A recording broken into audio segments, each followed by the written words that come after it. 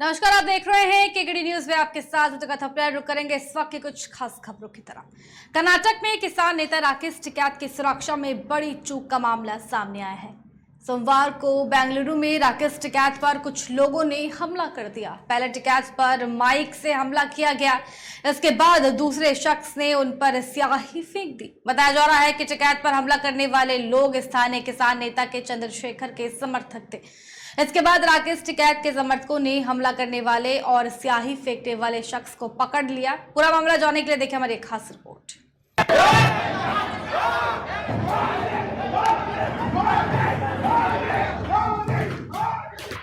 कर्नाटक में किसान नेता राकेश टिकैत की सुरक्षा में बड़ी चूक का मामला सामने आया है। सोमवार को बेंगलुरु में राकेश टिकैत पर कुछ लोगों ने हमला कर दिया। पहले टिकैत पर माइक से हमला किया गया और इसके बाद दूसरे शख्स ने उन पर स्याही फेंक दी।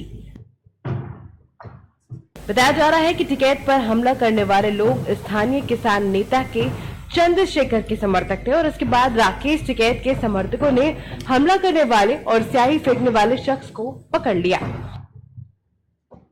कार्यक्रम में जमकर कुर्सियां भी चली और बताया जा रहा है कि ये स्याही स्थानीय किसान नेता के चंद्रशेखर के समर्थकों ने फेंकी है।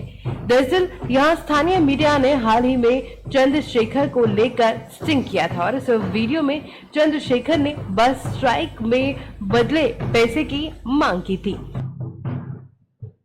इतना ही नहीं, उन्होंने राकेश टिकैत और अन्य किसान नेता का भी जिक्र किया था। जब बेंगलुरु में मीडिया से बातचीत के दौरान राकेश टिकैत से चंद्रशेखर के बारे में सवाल किया गया तो उन्होंने कहा कि उनका चंद्रशेखर से कोई लेना देना ही नहीं है।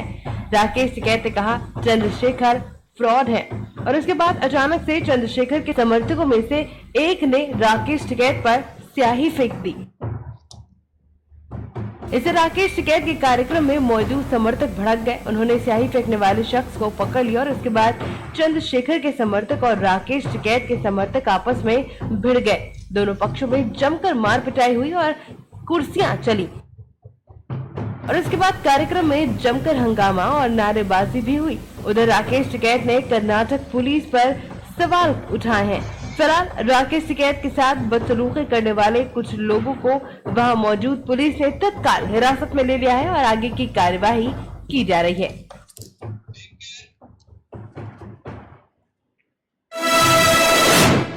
अयोध्या हुई हमारी, काशी मथुरा की है अब बारी। यह नारा बीजेपी सरकार लगातार कहते आ रही है। 2022 चुनाव में भी बीजेपी ने इसी नारे पर दबी आवाज में फिर जोर दिया था, जिसको लेकर अन्य दलों ने निशाना भी साधा था। लेकिन धीरे धीरे बीजेपी अपने एजेंडे पर चल रही है, जिसका असर अब दिखाई भी दे रहा है। जानेंगे पूरा मामला, देखिए हमारी एक खास रिपोर्ट।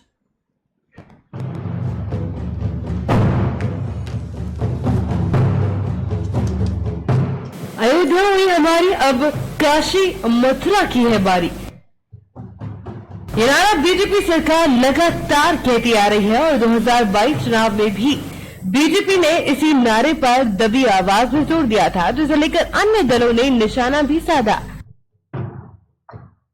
लेकिन धीरे धीरे बीजेपी अपने एजेंडे पर चल रही है, जिसका असर अब दिखाई दे रहा है। अयोध्या के बाद काशी और मथुरा और इन दिनों धर्म का कुरुक्षेत्र बना हुआ है और इस बीच योगी आदित्यनाथ के बयान ने गदन मचा दी है। यह यूं कहें कि सीधे तौर पर हिंदुओं को साधने की पूरी कोशिश की है। दरअसल सीएम योगी आदित्यनाथ ने कहा कि अयोध्या में भव्य राम मंदिर निर्माण की शुरुआत के बाद काशी और मथुरा समेत कई तीर्थ स्थल नई अंगड़ाई लेते हुए दिखाई दे रहे हैं और इन स्थितियों में सबको एक बार फिर आगे बढ़ना होगा। ये बात सीएम योगी आदित्यनाथ ने बीजेपी प्रदेश कार्य समिति की बैठक में कही। सीएम ने साफ तौर पर कहा कि अयोध्या में भव्य श्री राम मंदिर का निर्माण शुरू हो चुका है और उसके बाद काशी ने जो अंगड़ाई ली है वो हम सबके सामने है। अयोध्या में भगवान श्री राम के भव्य मंदिर निर्माण के बाद अब काशी ने जो अंगड़ाई ली है वो हम सबके सामने है। काशी में काशी विश्वनाथ धाम का भव्य उद्घाटन होने के बाद प्रतिदिन 1 लाख श्रद्धालु काशी विश्वनाथ धाम के दर्शन करने के लिए काशी में आ रहा है। मथुरा, वृंदावन, विंध्यवासिनी धाम, नैमिष धाम, सुख तीर्थ, वे सभी तीर्थ एक बार फिर से एक नई अगड़ाई लेते हुए दिखाई दे रहे हैं।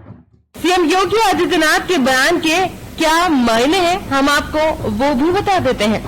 सीएम योगी आदित्यनाथ का बयान 2024 चुनाव की बिसात पर टिका हुआ है, क्योंकि सीएम योगी आदित्यनाथ ने अंगड़ाई लेने के साथ साथ ये भी कहा है कि काशी में काशी विश्वनाथ धाम का उद्घाटन होने के बाद प्रतिदिन 1 लाख श्रद्धालु काशी विश्वनाथ धाम के दर्शन के लिए पहुंच रहे हैं।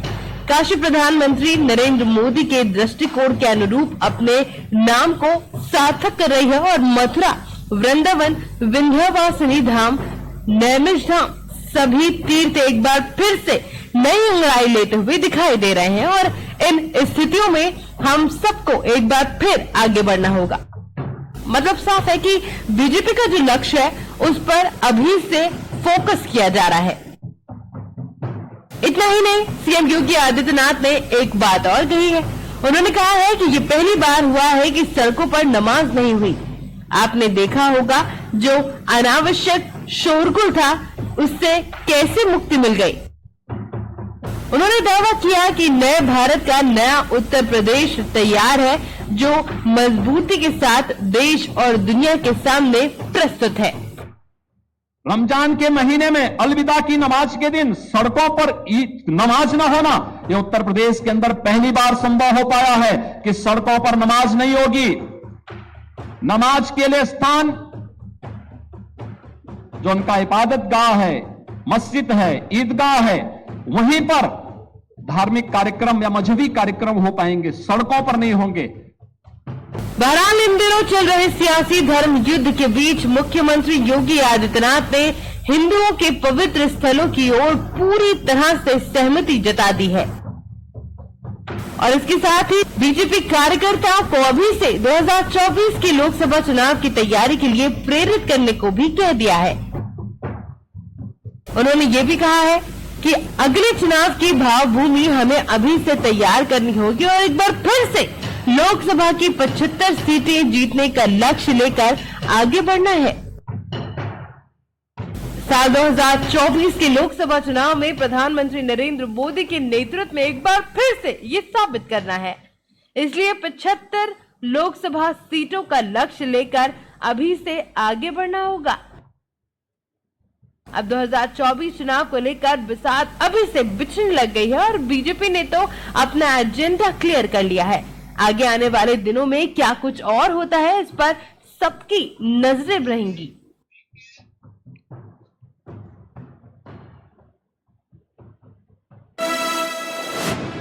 शादी से जुड़े वीडियो आए दिन सोशल मीडिया पर वायरल होते रहते हैं। कभी कभी कुछ वीडियो काफ़ी फनी होते हैं तो कभी कभी शादियों में कुछ ऐसा हो जाता है कि लोग हैरान हो जाते हैं कि आखिर ऐसा भी हो सकता है क्या। कुछ ऐसा ही हुआ इस शादी में, दिखाते हैं आपको ये रिपोर्ट। वो कैमरा हम लोग नहीं करके ला पाए, इसके लिए शादी लोग ने मतलब झगड़ा कर दिया और हम लोग अर्जेंटली में कैमरा हम लोग ने मंगाया तो ये लोग बोल रहे हैं कि कैमरा लाओगे तो कैमरा तोड़ दूंगा, और कैमरा आया भी था लेकिन ये लोग ने फिर वापस कर दिया, उसका हम लोग को हर्जाना भी भरना पड़ा। फिर सुन रहे हैं ना, ये दूल्हे साहब के बोल है।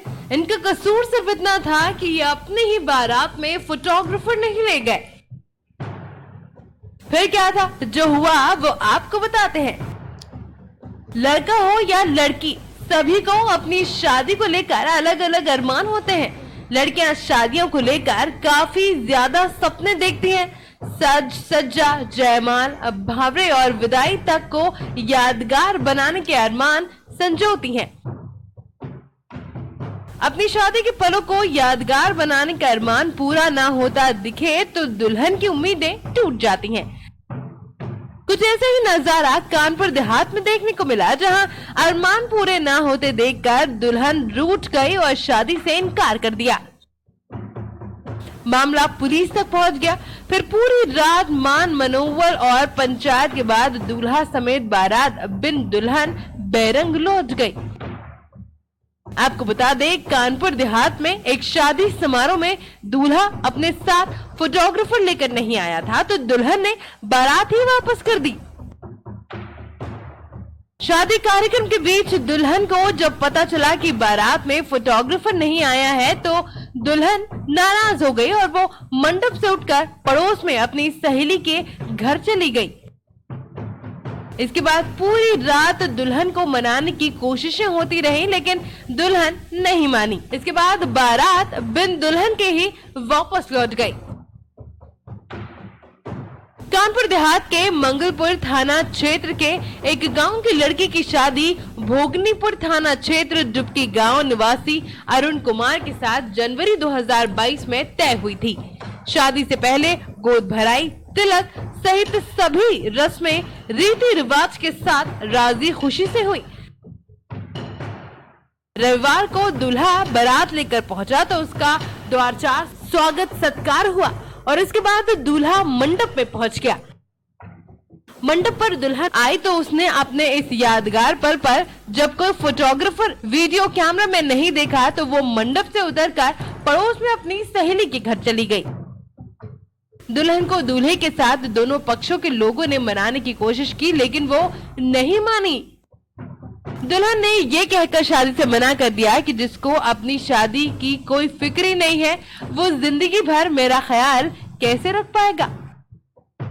दूल्हा अरुण ने बताया कि वो अपनी शादी में वीडियो कैमरामैन नहीं लाया था, इस वजह से दुल्हन ने शादी से मना कर दिया, लेकिन बाद में कैमरामैन को बुला लिया गया। उसके बाद भी शादी करने से उसने मना कर दिया। हमें धमकाने लगे तो हमने खुद पुलिस को बुला लिया। तो कैमरा हम लोग नहीं करके ला पाए, इसके लिए शादी लोग ने मतलब झगड़ा कर दिया और हम लोग अर्जेंटली में कैमरा हम लोग ने मंगाया तो ये लोग बोल रहे हैं कि कैमरा लाओगे तो कैमरा तोड़ दूंगा, और कैमरा आया भी था लेकिन ये लोग ने फिर वापस कर दिया, उसका हम लोग को हर्जाना भी भरना पड़ा। फिर क्या वजह रही, क्या बातें रही जो पुलिस बुलानी पड़ी आप लोगों को? और ये मारपीट का नंबर आ गया, रात भर गाली गलौज करते रहे, इसके लिए हम लोग ने पुलिस बुलाया। हाँ, और हम लोग रात भर मारपीट करना चाहते थे। हाँ, मारपीट करना चाहते थे हमारे साथ। हम लोग शादी कब तय हुई थी आपकी? शादी फरवरी में तय हुई थी। क्या तब जनवरी में तय हुई थी। कोई वाद विवाद हुआ था क्या? तब कुछ नहीं हुआ था, सब अच्छे से हुआ था। अभी तक अच्छे से हो रहा था सब। परसों लोग कल तिलक लेके लोग गए, फिर वो भी अच्छे से हुआ, गाड़ी वाड़ी चढ़ा, वो भी सब ठीक ठाक चल रहा था। खाली मांग जांच नहीं था और हम लोग 1 रुपए भी शादी में नहीं मांगे हैं कि 1 रुपए मांगा हो।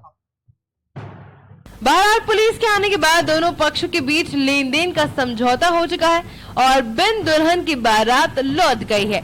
अब आप खुद सोच सकते हैं कि एक कैमरे और दुल्हन के अरमान को लेकर क्या क्या हो सकता है। इस खबर पर आपकी सोच क्या है, कमेंट करके हमें जरूर बताएं।